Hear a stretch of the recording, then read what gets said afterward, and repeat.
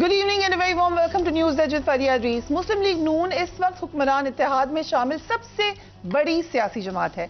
Nawaz Sharif party के कायद हैं और वजीर आजम शहबाज शरीफ पार्टी के सदर हैं। पार्टी का इक़्तिदार संभालने के बाद सब अच्छा चल रहा था कि अचानक नवाज शरीफ ने मरीम नवाज शरीफ को पार्टी के चीफ ऑर्गेनाइजर का ओहदा देने का फैसला किया और फिर पार्टी में सब उलट पुलट हो गया।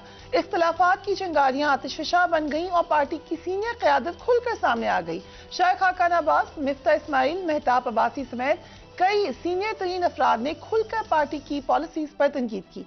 नौबत यहां तक आ गई कि मरीम नवाज शरीफ के शौहर कैप्टन सफदर भी पार्टी पॉलिसीज पर तनकीद करना शुरू हो गए।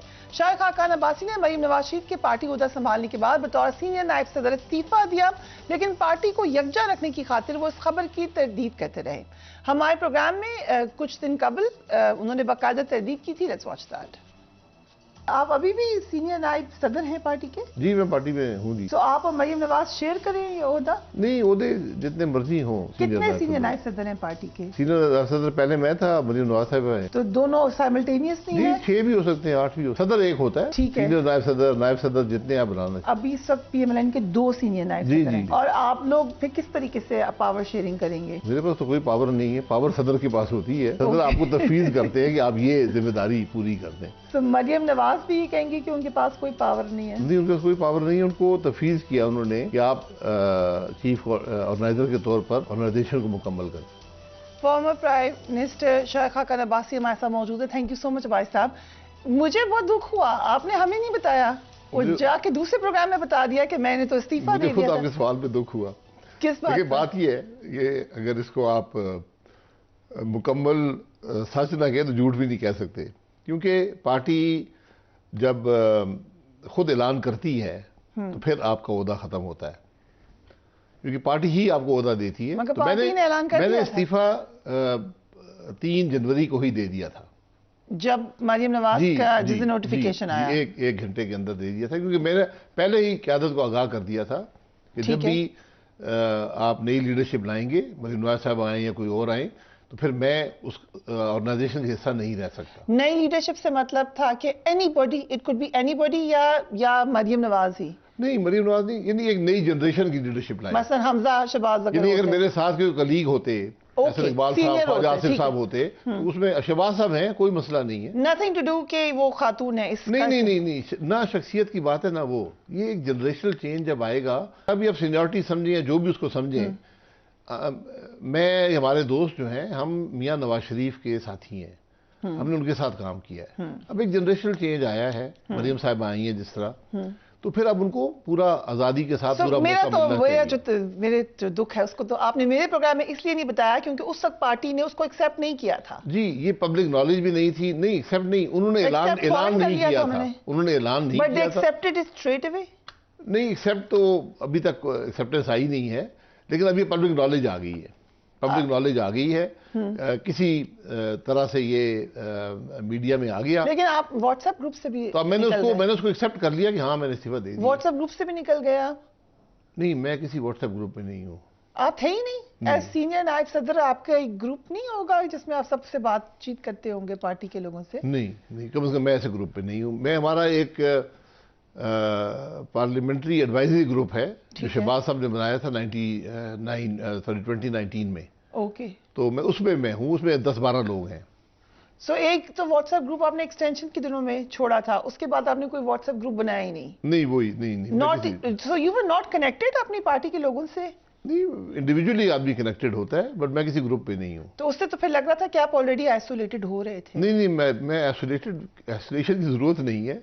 मैं जमात का हिस्सा हूँ, जमात के जो काम मुझे दिए जाते हैं मैं करता हूँ। अभी क्या कोई काम मिला है आपको इस वक्त? जी, मैं हर रोज जो शहबाज साहब ने काम दिए हैं वो करता हूँ। अभी आज कोई काम है? जी, आज भी मैं 5 घंटे मिनिस्ट्री में लगा के आया हूँ। वहां पे लगा देते हैं? कौन सी मिनिस्ट्री में? Finance ministry? जी, पेट्रोलियम पावर 2 में मैं।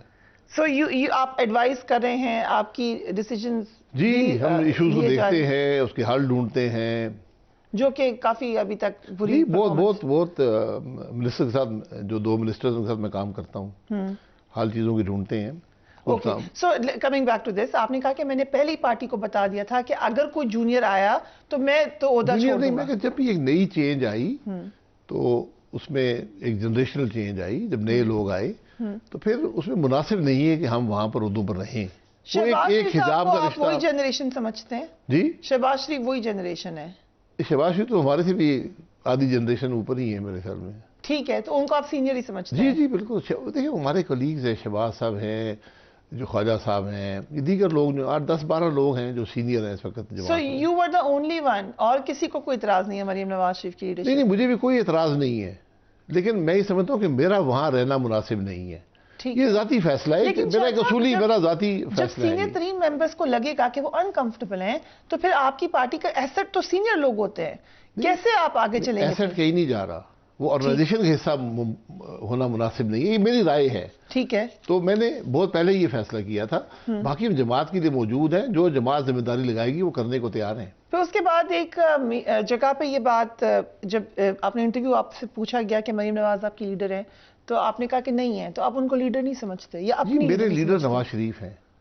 तो दो लीडर नहीं होते इंसान के, एक ही लीडर होता है। तो मेरे लीडर नवाज शरीफ, मरीम नवाज की लीडर भी नवाज शरीफ साहब हैं। सो अगर नवाज शरीफ साहब नॉमिनेट कर रहे हैं मरीम नवाज को, तो फिर आपको रिस्पेक्ट नहीं करना चाहिए उनके डिसीजन को? नहीं, देखिए वो नॉमिनेट किया ना, तो मैं नॉमिनेशन तो मैं कबूल करता हूं, लेकिन मैं उस ऑर्गेनाइजेशन का हिस्सा नहीं रह सकता, क्योंकि मेरा वहां रहना ना उनके लिए अच्छा होगा ना मेरे लिए अच्छा होगा। ये मेरी राय है, इससे आप माने, इख्तलाफ करें या इसको इत्तेफाक करें, वो आपकी मर्जी है। सो वी कैन से एक साइलेंट प्रोटेस्ट है अगेंस्ट? बिल्कुल प्रोटेस्ट, बिल्कुल किसी तरह से भी नहीं है। प्रोटेस्ट नहीं है, ये जमात का फैसला है, तो फैसले को हम कबूल करते हैं। ओके, लेकिन उस ऑर्गेनाइजेशन में मेरा होना, इसके मुस्बत असरात नहीं होंगे। सो जब आपने ये कहा कि मरीम नवाज लीडर नहीं है, तो आपको पार्टी से किसी ने कुछ नहीं कहा कि ये आपने क्या बयान दिया है? मरीम नवाज मेरी लीडर नहीं हो सकती, मेरी लीडर तो नवाज शरीफ साहब हैं।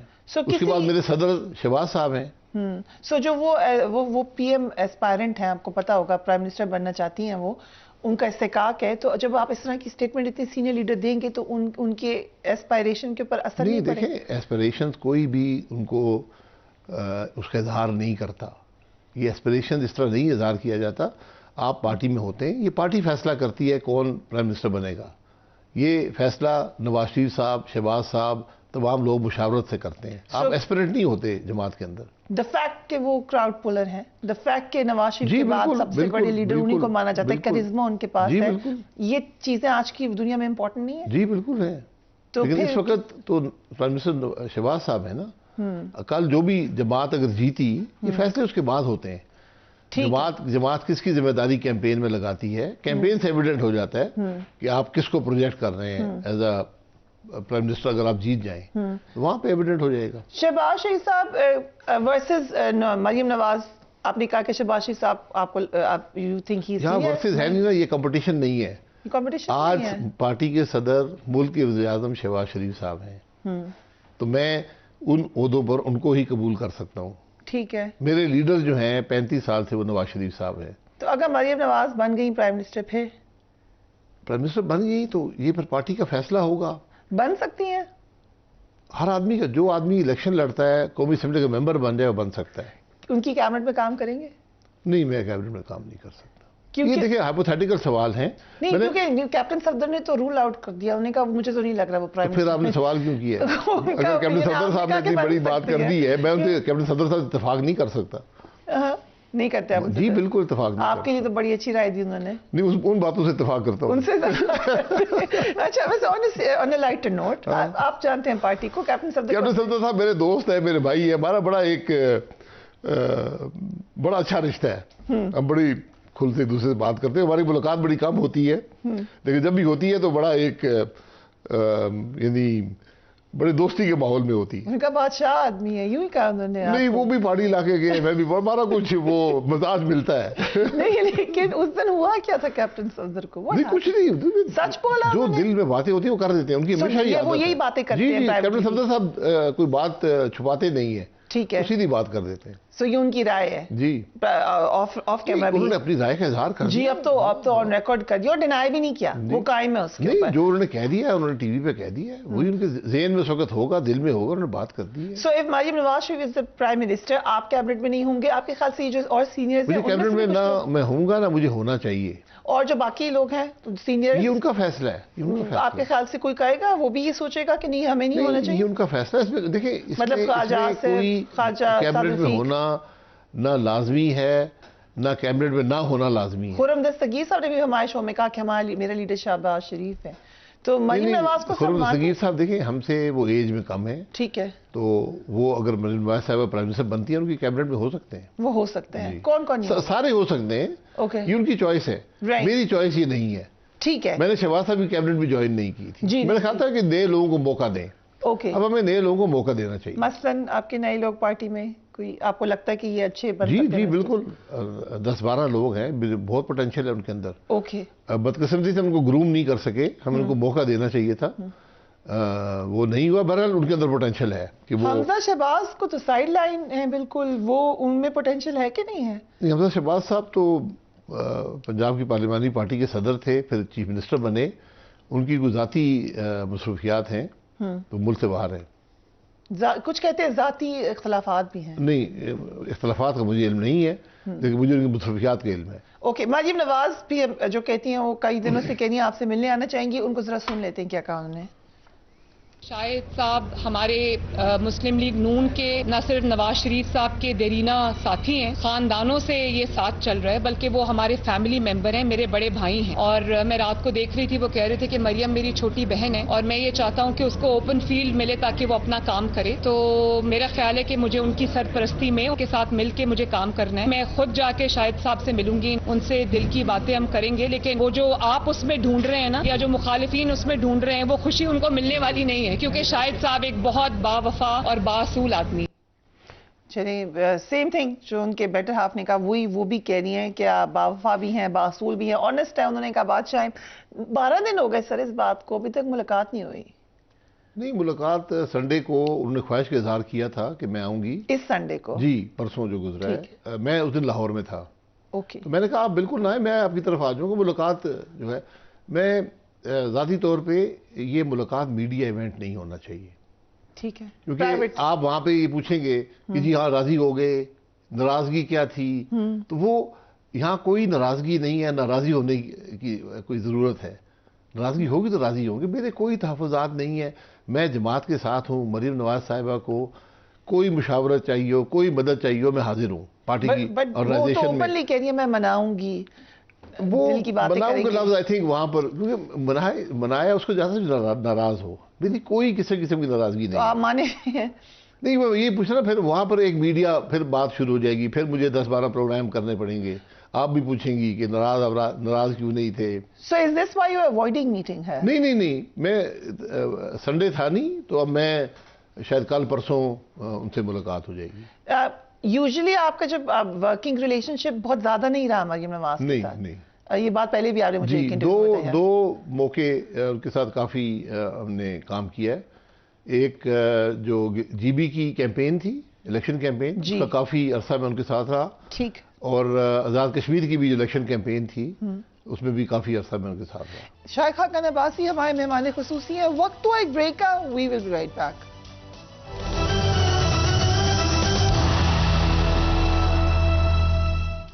And welcome back. ये एक राय है, मैं इससे इत्तेफाक नहीं करती, मैं as a woman Maryam Nawaz की लीडरशिप को अलग तरीके से देखती हूँ, बट वो मेरा ज़ाती ओपिनियन है।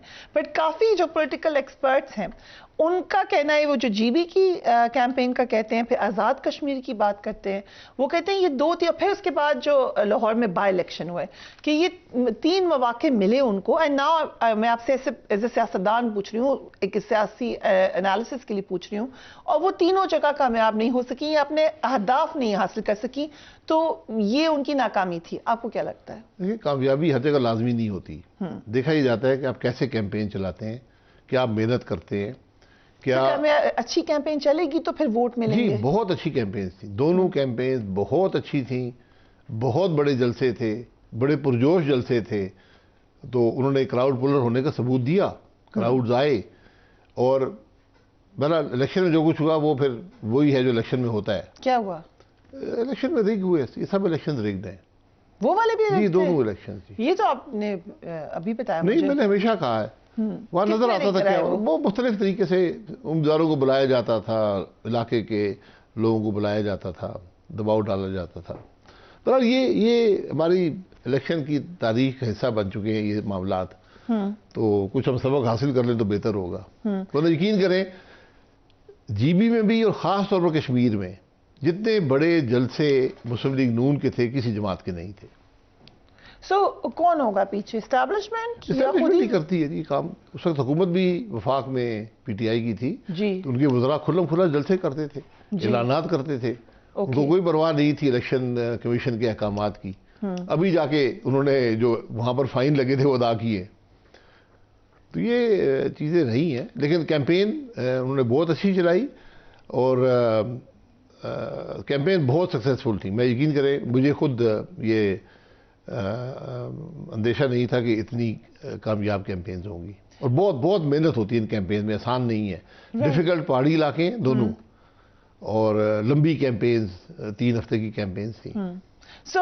मरियम नवाज से अगर हम, आप तो बड़े ऐसे से पीएमएलएन में हैं, तो आपका रिलेशनशिप फिर प्रॉब्लली ऐसे ही रहा होगा जैसे छोटी बहनों के साथ, छोटे बच्चों के साथ, तो इसलिए आपको लगता है कि वो नहीं अभी इमेच्योर है? देखिए, बहुत कम ताल्लुक रहा है। जब वो मियाँ साहब वापस गए हैं तो उसके बाद से जब वो गिरफ्तार हुई हैं तो वो पीरियड है जहाँ पर उनसे ज़्यादा इंटरेक्शन रहा है। क्योंकि कादिर बलोच साहब ने कहा कि एरोगेंस है उधर, ये उनका प्रॉब्लम था। कादिर बलोच साहब की बात करनी नहीं चाहिए। उनकी बात नहीं करनी चाहिए, उनको ये बात, किसी के बारे में ये बात नहीं, पब्लिकली ये बात नहीं करनी चाहिए। बट ये उनका ओपिनियन है, ये किसी की राय होती है। ठीक है, आपकी तो नहीं है ये राय? नहीं, मेरी ये राय नहीं है। ओके। सदा मेहताब अब्बासी ने एक प्रोग्राम में कहा कि चंद लोगों ने नून लीग को हाथ बांध के जमात बना दिया है, अब आज़ादी से बात ही नहीं की जा सकती और ये पंजाब तक सिर्फ महदूद हो गई है। वो भी सीनियर मेंबर है, उससे आप इनकी राय से मुत्तफिक हैं?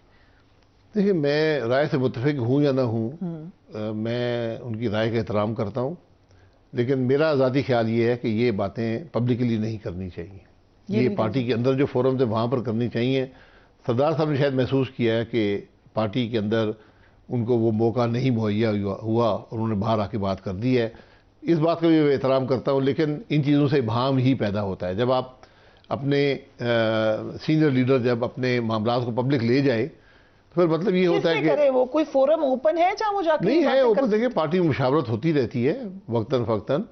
पार्टी के दीगर 2-3 फोरम्स भी होते हैं, CC होती है, CWC होती है, जनरल काउंसिल होती है। कब इजलास हुआ था लास्ट टाइम उसका? CC का है 2-1.5 साल हो गया है। कैसे? नहीं, मैं ये तो फॉर्मल फोरम्स है ना। इसके अलावा कई दफ़ा दिन में 4-5 दफ़ा मुशावरत होती है, जो छोटे फोरम्स होते हैं, जिसे आप किचन कैबिनेट गए या जो भी उसको नाम दें, जो सीनियर लोग होते हैं, वो पार्टी में 10-15 लोग ही होते हैं, तो उनकी तो बेइंतहा मीटिंग्स होती हैं। राइट। सो आप तो करते भी नहीं पब्लिकली बात, लेकिन इन लोगों ने की, कैप्टन सफदर ने भी की। उन्होंने कहा कि जब नून लीग ने एक्सटेंशन दी जनरल बाजवा को तो फिर वोट को इज्जत दो का बयानिया दफन हो गया। आप भी एग्री करते हैं इस बात से? देखिए, ये आपकी राय हो सकती है। वोट को इज्जत दो का बयानिया कोई वक्ती बयानिया नहीं है। ठीक। वोट को इज्जत दो का मकसद ये है कि आप ये कहते हैं कि मुल्क का निज़ाम आइन के मुताबिक चले, ये बुनियादी बात है। इलेक्शन चोरी ना हो, वोट अवाम की राय का एहतराम किया जाए, ये मकसद होता है। तो इस पर आज भी मुस्लिम लीग नून कायम है। सर, इलेक्शन आप होने नहीं दे रहे, आपकी पार्टी कहती है हमने इलेक्शन ही नहीं होने देना। उसी इंटरव्यू में हमारी पार्टी चाहे या ना चाहे इलेक्शन कोई नहीं रोक सकता। इलेक्शन 90 दिन में होंगे, और अगर इलेक्शन कमीशन ये समझता है कि इलेक्शन नहीं होने चाहिए, उसको जवाब देना पड़ेगा। इलेक्शन कराना हुकूमत की जिम्मेदारी नहीं है, इलेक्शन कमीशन की जिम्मेदारी है। क्यों कहा कैप्टन सफदर ने कि 2025 में इलेक्शन होंगे? ये कैप्टन साहब भी जवाब दे सकते हैं। सब बातें कर रहे थे खुल के, ये भी कर दी उन्होंने। किसी ने तो सोचा है कि 2025 तक हम ले जा सकते हैं इलेक्शन को। देखिए, ये हम जो सियासतदान होते हैं, हमें थोड़ा बहुत इल्म नजूम भी रखते हैं। वो जब आप सवाल करते हैं तो फिर हम उसका जवाब दे देते हैं। तो भैया मैं जावेद अजीज साहब इसमें माहिर हैं, वो आपको बताते रहते हैं। आप तो मेरा कोई ऐसा दावा नहीं है, मैं बिल्कुल कोई सिफर हूँ इल्म। लेकिन 2025 में किसी ने तो कहीं प्लान बनाया है, ये जो उन्होंने कहा। ऐसे तो नहीं कह सकते कैप्टन सफदर। कैप्टन सफदर साहब से पूछे, मैं तो आपसे कभी जिक्र नहीं किया किसी ने भी 2025। मैं पूछ आपको बता दूंगा 25 से अगले प्रोग्राम तक। नेशनल गवर्नमेंट आ सकती है पाकिस्तान में? नेशनल गवर्नमेंट भी आ सकती है, लेकिन नेशनल गवर्नमेंट इलेक्शन के नतीजे में ही आ सकती है। कैसे? सब जमातें ये महसूस करें कि मुल्क के मसाइल हल नहीं हो रहे, तो मिलकर एक हुकूमत बना लें। वो नेशनल गवर्नमेंट जो कि अभी है, अभी भी तो है। नहीं, अभी तो एक कोलिशन गवर्नमेंट है, इसमें अपोजिशन भी शामिल तो नहीं है ना। नेशनल गवर्नमेंट होती है जब अपोजिशन भी हुकूमत में शामिल हो जाती है। नेशनल गवर्नमेंट सबके साथ शामिल, यूनिटी गवर्नमेंट के, हाँ सब शामिल होकर। पार्टी बाहर है, बाकी तो तकरीबन नहीं, वो और जमातें भी हैं। एक पार्टी भी, बड़ी पार्टी बाहर हो तो फिर ना ही हुआ ना अपोजिशन। जहां पर आप सब मिलकर ये फैसला करते हैं कि मुल्क के मामलात यहां पर पहुंच गए कि हम कोई जमात अकेले मुकाबला नहीं कर सकती, तो हम सब मिलकर ये बोझ बर्दाश्त करते हैं, क्योंकि जब भी मुश्किलात हो तो फैसले मुश्किल हो जाते हैं। So after election, there could be a national government. जी बिल्कुल। And if there was a national government, शायद खाका नवासी could be the prime minister. देखिए, मुझे कभी किसी ओहदे का शौक नहीं है, लेकिन मैं उस ओहदे पर जहाँ पे कंट्रीब्यूट कर सकूँ मैं हर वक्त तैयार हूँ। मुझे आप ऐसे पीएम लगा दें, ओहदा ना भी दें, मेरे पास आज कोई ओहदा नहीं है, फिर भी मैं काम करता हूँ जहाँ मैं कंट्रीब्यूट कर सकूँ। ये आप अच्छा करते हैं सर, लेकिन आपकी पार्टी में जो लोग हैं जिनके पास कोई ओहदा भी नहीं है लेकिन वो वजीर है, उनको कैसे देखते हैं आप?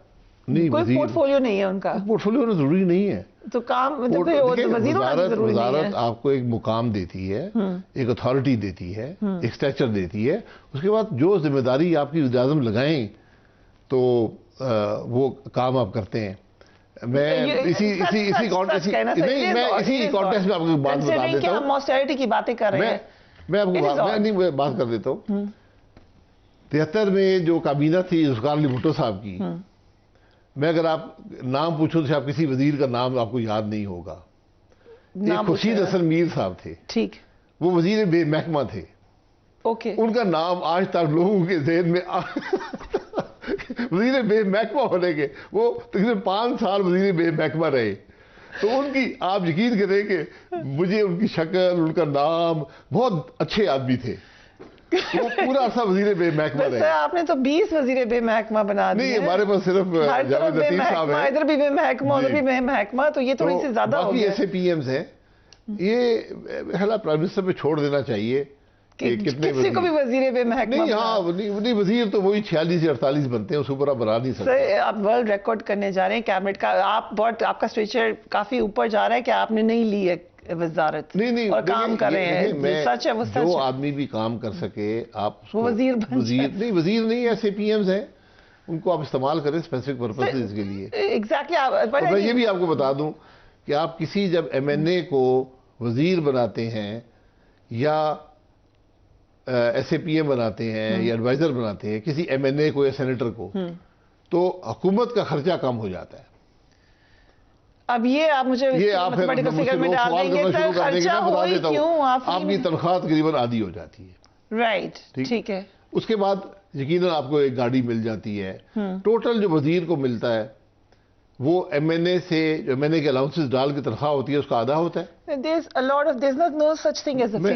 मैं बता देता हूँ ना, नहीं, फ्री लंच ही है, फ्री लंच नहीं होता दुनिया में। मैं आपको बता देता हूँ, जब एमएनए आप होते हैं तो सारे अलाउंसेस डाल के तकरीबन 3.5 लाख रुपए महीना आपको मिल जाता है, अलाउंसेस डाल के।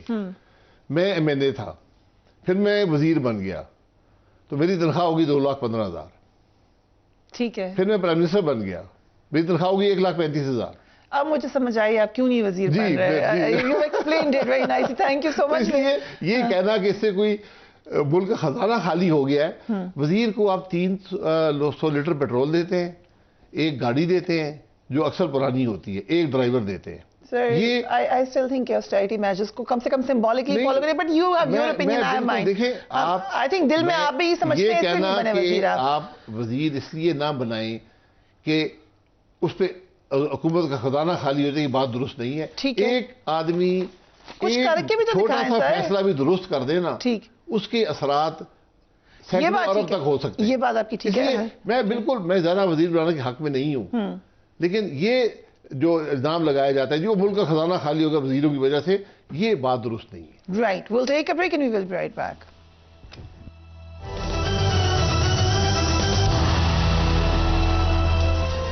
And welcome back. शाहिद साहब, आपने भी एज प्राइम मिनिस्टर काम किया उस वक्त आर्मी चीफ जनरल बाजवा के साथ।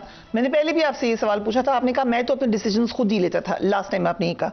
अब तो बहुत सारी खुद जनरल बाजवा की जो कन्फेशंस आ रहे हैं, व्हाट डू यू थिंक कि वीडियोस मैंने रिकॉर्ड की, या फिर ये कि मुझे पता है कि ये रिस्क थे पाकिस्तान के लिए PTI, what do you think? मुझे इन बातों का पता नहीं है, लेकिन अगर ये बातें दुरुस्त हैं जो सामने आ रही हैं, जो बाजवा से मंसूब की जाती हैं, या इमरान खान साहब तो खुद ही फरमाते रहते हैं, ये दोनों आइन तोड़ने की बात कर रहे हैं। दोनों कि इन्होंने अपने ओहदों से इनहराफ किया और आइन तोड़ा। मैंने 10 महीने जनरल बाजवा साहब काम किया, मुझे कभी उनकी तरफ से कोई डायरेक्शन नहीं आई, कोई मैंने उनको किंग या सुपर किंग, पता नहीं ये क्या चीज होती है, बनते हुए देखा। खान साहब ने कहा वो सुपर किंग थे। जी, खान साहब को अब याद आया ना, अप्रैल 10 तक तो नहीं थे सुपर किंग, उस वक्त वो 10 अप्रैल के बाद सुपर किंग हो गए। सर्विस में बताना जरा मुश्किल होता है। जी, तो फिर ना बताएं, अगर आप में हिम्मत नहीं है तो उस वक्त बता देते तो दुरुस्त था। दैट स्मार्ट कि उन्होंने उस वक्त नहीं बताया। तो इमरान खान किसकी क्या कहते हैं, तख्लीक कहते हैं, क्या कहते हैं, किसकी क्रिएशन? जी, किसकी? जनरल बाजवा की तो नहीं थी। जी, ये भी तारीख आपको बता देगी किसकी क्रिएशन थे। बहरहाल वो बातें रहने दें, लेकिन मैंने कोई ऐसी बात ना उनकी तरफ से कभी आई है ना सुनी है। उस वक्त कुछ मामलात ऐसे हुए जिनसे मुझे इत्तेफाक नहीं था और मैंने इसका बरमला अजहार भी किया। आपको जो नवाज शरीफ साहब के हवाले से इख्तिलाफात तो हुए थे आपके एस्टेब्लिशमेंट से? नहीं, कोई इख्तिलाफ कभी नहीं हुआ? नहीं। जब आपने कहा कि प्राइम मिनिस्टर है मेरे नवाज शरीफ, जी बिल्कुल, पार्लियामेंट में कभी मुझे कोई बात, कभी कोई बात नहीं। So you had a smooth sailing? जी बिल्कुल, मुझे 10 महीने ना मियां नवाज शरीफ ने कोई हिदायत दी, ना मुझे कभी बाजवा साहब ने कोई दरख्वास्त भी की हो कि जनाब ये काम ऐसे कर दें। सो ये थोड़ा सा ऑड है क्योंकि मरियम नवाज भी जो 5 लोगों का नैरेटिव बना रही हैं उसमें जनरल बाजवा शामिल हैं। जो खान साहब की नाराजगी की लिस्ट है उसमें भी जनरल बाजवा, तो ये आपसे आगे वाले प्राइम मिनिस्टर और आपके बाद वाले प्राइम मिनिस्टर दोनों नाराज हैं, सिर्फ आप खुश हैं। तो मैं खुश नहीं हूं। मैंने आपको जिक्र किया कि मुझे उन्होंने कोई ऐसी बात मुझसे नहीं की। जो बातें उस वक्त हुई हैं उनका भी जिक्र कर देता हूं। ठीक। बलूचिस्तान गवर्नमेंट तोड़ी गई, गायब हो गई। जी, मैं बलूचिस्तान गया, वहां कोई आदमी नहीं था, गायब हो, सिर्फ एक डिप्टी स्पीकर ही गायब हो गई थी, पूरी असेंबली गायब थी, रन अवे असेंबली। जी, सिर्फ एक डिप्टी स्पीकर वहां मौजूद थी। तो राइला दुरानी साहिबा वहां पर मौजूद थी, बड़ी परेशान थी, और गवर्नर साहब मौजूद थे, अचकजई साहब। सिर्फ 2 आदमी मुझे मिले पूरे कोयटा में। इस तरह यहाँ धरना हुआ, उसके क्या मुहर्रकात थे वो भी सब तारीख का हिस्सा है। सेनेट के इलेक्शन बलूचिस्तान में चोरी हुआ, यहाँ पर सेनेट का चेयरमैनशिप का इलेक्शन चोरी हुआ, और मैं जितना सब इजाज़त रहा मैं उसके बाद सेनेट नहीं गया। मैंने कहा कि जहाँ पर इलेक्शन चोरी करके लोगों को बैठाया गया है, जहाँ पर चेयरमैन सेनेट जो है वो अवाम का नुमाइंदा नहीं है, मैं वहाँ नहीं जाऊँगा। बाप पार्टी कि ये सब हुए, ये नुकसानदेह हुए मुल्क के लिए। पार्टी के लेकिन हमने कोशिश की कि एक वर्किंग रिलेशनशिप हो और वो चलती रही। ठीक। आप ये देख लें कि हुकूमत की मुद्दत पूरे होने के 3 हफ्ते कबल मुल्क में आईनी तरमीम हुई। आईनी तरमीम से मुश्किल कोई प्रोसेस नहीं होता, 2/3 अक्सरियत। लेकिन शायद साहब, सॉरी मुखल होने का, जो आपने तमाम बातें बताई हैं ये काफी सीरियस मसाइल थे उन कुछ महीनों में जब आप प्राइम मिनिस्टर थे। जी जी जी। सो फिर आप कैसे कह सकते हैं कि स्मूथ सेलिंग थी? नहीं, मैं देखिए, मैंने आपको जिक्र कर दिया ना कि क्या मुश्किलात वहां पर एस्टेब्लिशमेंट ने क्या किया। ये सब कुछ एस्टेब्लिशमेंट ही करती है मुल्क के अंदर, क्योंकि नवाज शरीफ साहब तो यही कहते हैं कि ये सब एस्टेब्लिशमेंट। तो ये आप भी यही कहते हैं। बहरहाल मैंने इन बातों का भी इजहार जो है वो बाजवा साहब को कर दिया था। अच्छा, आपने कहा कि ये क्योंकि मैंने उनसे कहा जी ये मामला दुरुस्त नहीं है, ये इस तरह मुल्क नहीं चल सकते। बहरहाल क्या तो मुदाखलत हो रही थी आपकी प्रीमियरशिप? आप उसको मुदाखलत कहें, मैं अब आपको कोई सबूत मुहैया करूं तो मेरे पास सबूत तो कोई नहीं है कि अब किसने बलूचिस्तान में वोट खरीद लिए और सेनेटर बना दिए, चेयरमैन सेनेट कैसे बना, बलूचिस्तान की हुकूमत कैसे तोड़ी गई, ये सब तारीख का हिस्सा है। लेकिन मुल्क चलता रहा, हमारी NSA की मीटिंग्स होती थी। सर सुपर किंग तो आपके जमाने में भी मुझे वही लग रहे हैं। फिर सर सुपर किंग एक शख्स नहीं होता। फिर 2018 के इलेक्शन नाअहल हो गए जी, 2018 के अपना जमाना खुद बता दिया, इमरान खान की गवर्नमेंट चली गई तो कैसे वो हल जी, फिर आप उसको मुआवजा करें 2000 से। ठीक, जब पूरी एक मार्शल नहीं था लेकिन हुकूमत पूरी जनरल मुशर्रफ चलाते थे, ठीक है, चीफ एग्जीक्यूटिव के तौर पर जी। तो वहां से आप यहां तक पहुंचे थे, इस सफर को जारी रहना चाहिए ठीक था। है। 2018 के इलेक्शन ने ये बड़ा एक वाटरशेड है, वहां पर जो कुछ हुआ 2018 के इलेक्शन में, इसने मुल्क के मामलात को बिल्कुल तबाह करके रख दिया। आज सियासत की हालत देख लें, मईशत की हालत देख लें, आज मुल्क की सोसाइटी की हालत देख लें। इस सारे मामले का अगर कोई एक वजह है वो 2018 के इलेक्शन की चोरी है। सो वो भी मुदाखलत ही थी। जी, इलेक्शन मुदाखलत ही होती है। सो बेसिकली आप ये बात तो फिर मान रहे हैं कि मुदाखलत करते हैं, क्योंकि ये तमाम टेन्योर में मैं मान रहा हूँ। अब ये आप इसको तारीख बताएगी कि ये इदारा कर रहा था या शख्स कर रहा था या क्या सोच इसके पीछे कार फरमा थी, ये बातें वहां से पता चलती हैं। हम एक दूसरे पर इल्ज़ाम लगाते रहे। इमरान खान साहब जब तक हुकूमत में थे, वज़ीर-ए-आज़म थे, कोई बात उन्होंने नहीं की। उन्होंने जनरल बाजवा के रिटायर होने का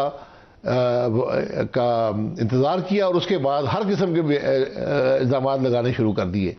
तो इन इल्ज़ामात की मेरे नज़दीक कोई हैसियत नहीं है।